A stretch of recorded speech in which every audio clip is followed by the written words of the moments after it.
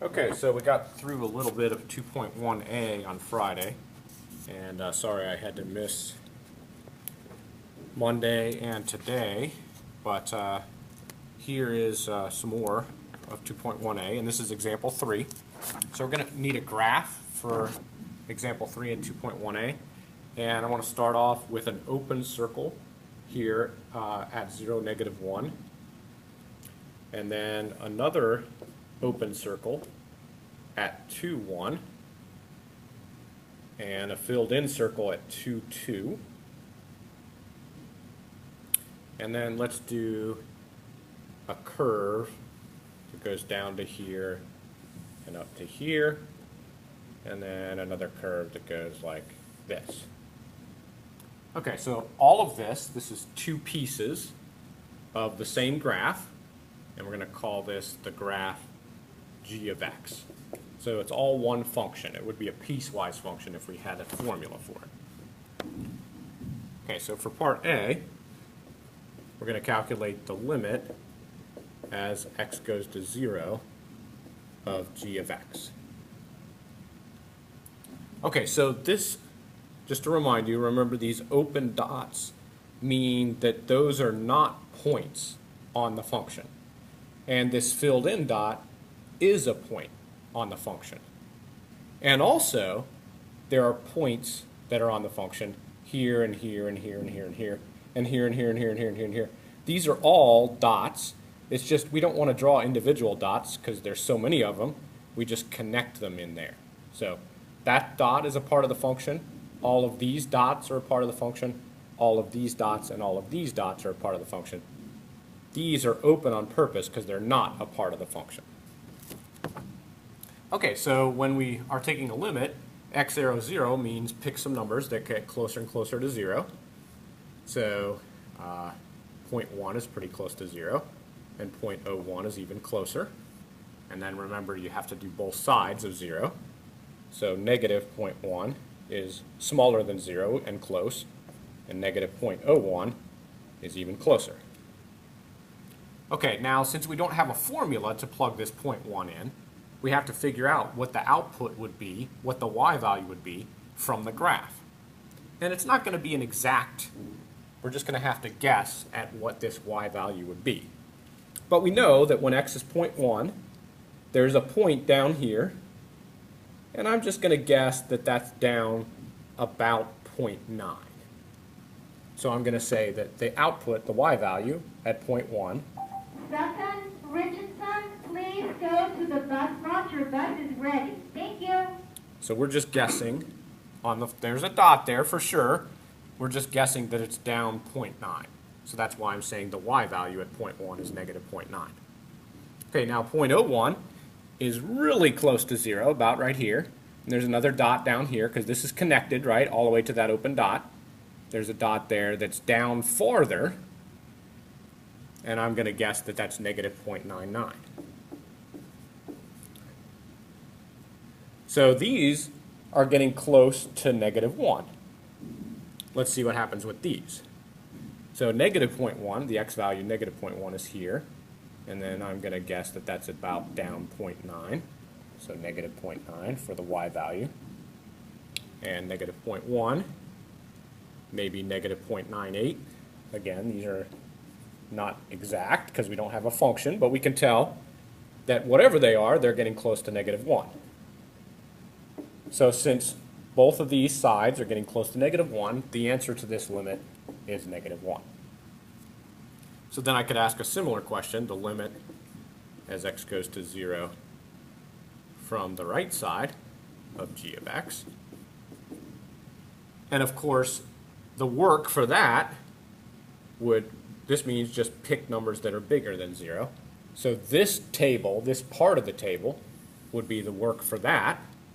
And obviously that's getting close to -1, we can see, because we've already done the work for that. And similarly, the limit as x goes to 0 of g of x, if you approach 0 from numbers smaller than 0, is also -1. And this part of the table, sorry, this arrow is in the wrong place now.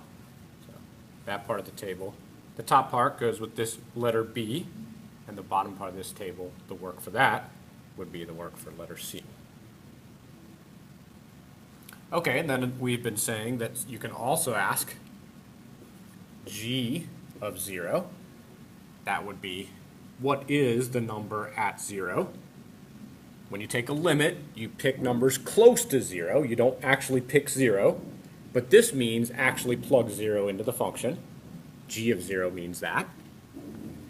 And there's no point at 0 because there's an open dot there. So g of 0 does not exist.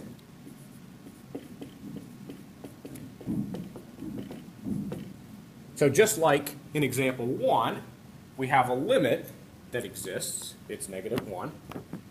And we have a function value that doesn't exist. So we're just further emphasizing that limit is a different concept than actually plugging the number in. Okay, now for part E, we're going to take the limit as x approaches 2 of g of x. So I need to pick some numbers that are close to 2. So 1.9 and 1.99. And you have to do both sides, so 2.1 and 2.01. So these are the x values, these are the y values. So 1.9 is up maybe 0.9. Again, it's not an exact science, I'm just guessing off of the graph how high that is, the y value. 1.99 is up higher, maybe 0.97.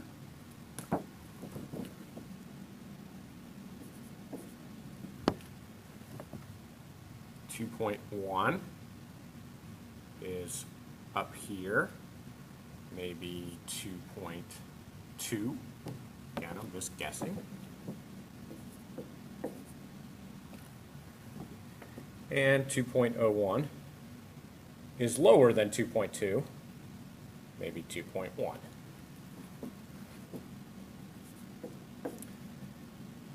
So these are getting close to 1, but these are getting close to 2. And since it's getting close to different things from different sides, that means that this limit does not exist. But it would be true that the limit as x approaches 2 from the right of g of x, that would be this part of the table. That would be 2.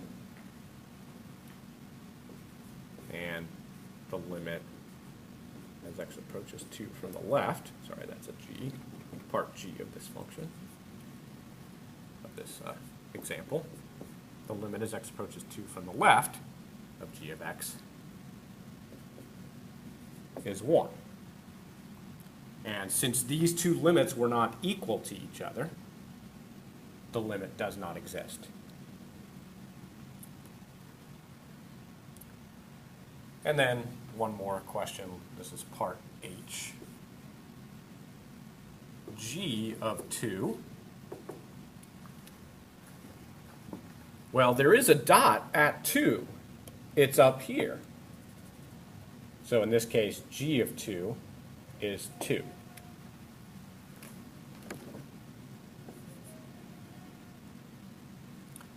Okay, so that brings us to something I want to get a summary of. These are ways that a limit can not exist. And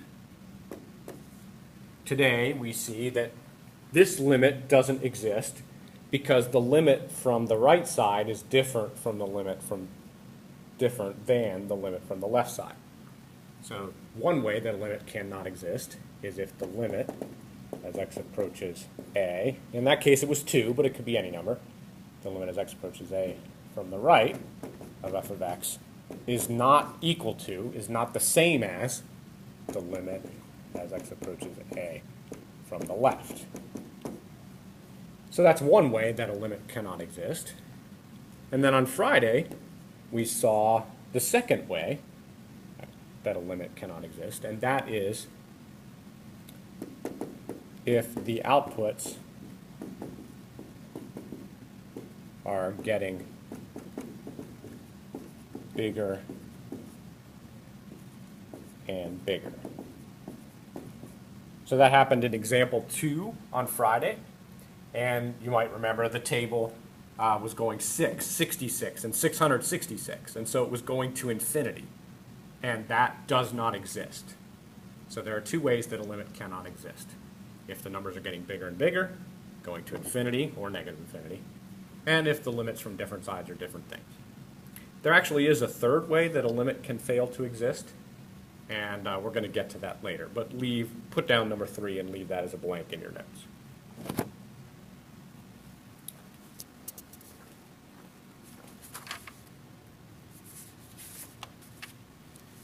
Okay, so the last thing we need to take care of in 2.1 is the average rate of change. Could we have a custodian unlock the doors by the attendance office? Thank you. Okay, so when you have a straight line,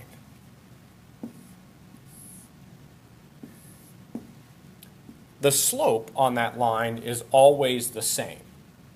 And so we can say that the slope is a certain number. So maybe this slope looks like it's maybe about a half, up 1 and over 2. So again, here the steepness is the same as the steepness here as the steepness there. So along that line, the steepness is always the same, and so the line has a slope. But on a curve, the steepness changes. It's a lot steeper there than it is there. So we can't talk about the slope of a curve because the steepness on a curve changes depending on where you are on the curve. So instead of talking about the slope on a curve, we talk about the average rate of change on a curve. And the average rate of change is y2 minus y1 all over x2 minus x1. It's the slope formula. We just don't call it slope because it's referring to a curve, and on a curve, the steepness can change. And in calculus, sometimes we get a little bit fancier than this. We call the two x's a and b. So when we subtract the two x's, that would be b minus a. And then the output, when you put a into the function, is the y value. That's called f of a. So don't let this confuse you. This is just the y value at a. And the same thing with b. F of b is just the y value at b. So sometimes in calculus we write the slope formula this way instead of that way. But they're the same exact formula. It's the slope formula, and we're not calling it slope again because it's on a curve. And so it's called the average rate of change. Okay, so that brings us to example 4. And in this question, we're going to have an s equals 16t squared, a formula. And s is going to represent position, which is a confusing letter for position, but it's kind of a traditional letter. I think the Latin word for position starts with an s, so that's where this comes from. So s stands for position, and we're going to measure that in miles. So this could be a road, and S could be the mile marker you're at. So you know the green signs on a road that are the mile markers. This output, this formula tells you where you are, the position that you are. And T is going to be time, and could be different in different problems, but in this problem we're going to say it's in hours. Okay, so for part A, we're going to find the average rate of change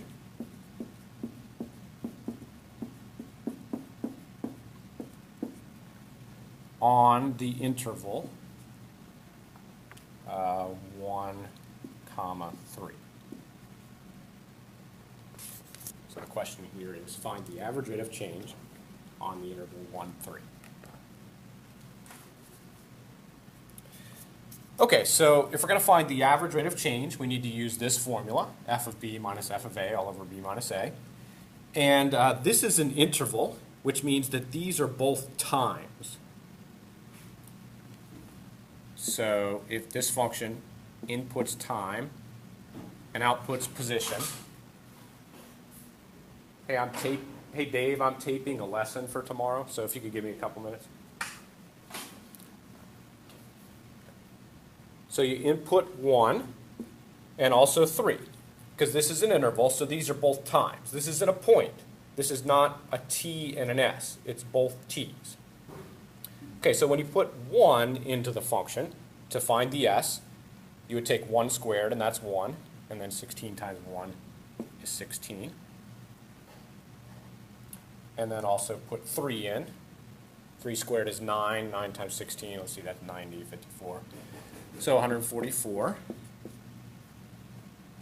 So what this means is that after 1 hour, the car is at mile marker 16. It's the position after 1 hour. And at the time 3 hours, like 3 o'clock in the afternoon, it's at mile marker 144. Okay, so then the question wants to know, find the average rate of change. So that's f of b minus f of a all over b minus a. And we found out that f of 3 is 144 and f of b is 16. So what's going on here is it started after 1 hour at mile marker 16 and then went to mile marker 144. So during those 2 hours, it went 100. I'm always messing up on the subtraction here. Let's see, that's 134, 128. So that means that it went from 16 to 144, so it went 128 miles, assuming it always went in the same direction. Now, in some problems, it'll change direction. So this doesn't necessarily mean that the total distance is 128 miles, but it does mean that during that, they made headway of 128 miles. So they traveled 128 miles further down the road. And that took 2 hours. And so the average rate of change is 64. Now you can calculate average rate of change with any function. This could be anything. It could be x and y, and it could have no meaning at all. But in this particular case, it does have some meaning. The average rate of change is in miles per hour. You could write mph, or you could write miles per hour, either one.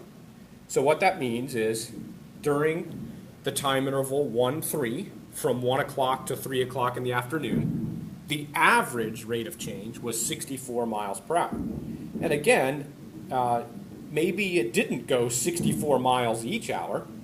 Maybe it wasn't going a consistent speed. So that's why this is called average rate of change. It could have gone 100 miles in the first hour and then 28 miles in the second hour.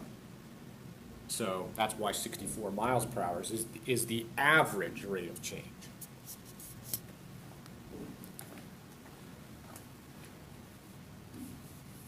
And in this case, again, different problems could be different. It might not be position and time, but in this case, the average rate of change is the average velocity.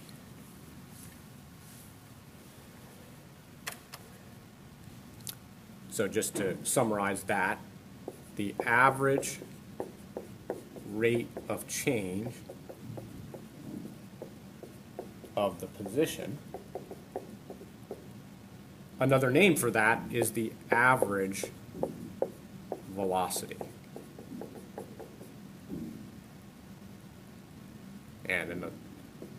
So the rate of change of position is the same thing as the velocity. Okay, so let's do one more. Let's find the average velocity during the first 2 hours. So I word this question this way because one of the homework questions in 2.1a is worded in this way. So when they say during the first 2 hours, that means on the time interval 0, 2. Okay, so again, these are both times. That's not a point. That's not a T and an S. It's a T and a T.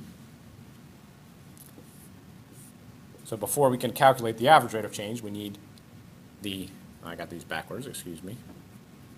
T is the input. Position is the output. So when the time is 0, 0 squared is 0, 16 times 0 is 0. Now in this case, they started out at mile marker 0.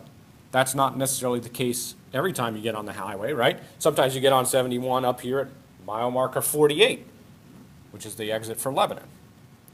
So you don't have to start at 0, but in this case, just in this problem, the time 0 does output the position 0. And after 2 hours, 2 squared is 4, and then 16 times 4 is 64.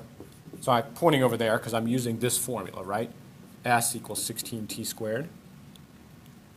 So this means at 2 o'clock, the car is at mile marker 64. So then the average rate of change during that time is 64 minus 0 all over 2 minus 0. So that means that during the first 2 hours, it went 64 miles, and that took 2 hours. And so the average rate of change during that time interval is 32 miles per hour. And notice that the speed is changing. More technically, the velocity is changing, because the average speed from 1 to 3 on part A was 64 miles an hour, and during the first 2 hours, the average speed was 32. So that's why this is called average rate of change and not slope. Even though it looks like the slope formula, it's not called slope because the velocity, or the average rate of change, is changing. All right, so sorry I can't be in class. I would much prefer being with you and teaching calculus than putting up with this sickness, and I hope to be back to see you soon, but just do your best and we'll figure out things that you need help on when I get back. See you later.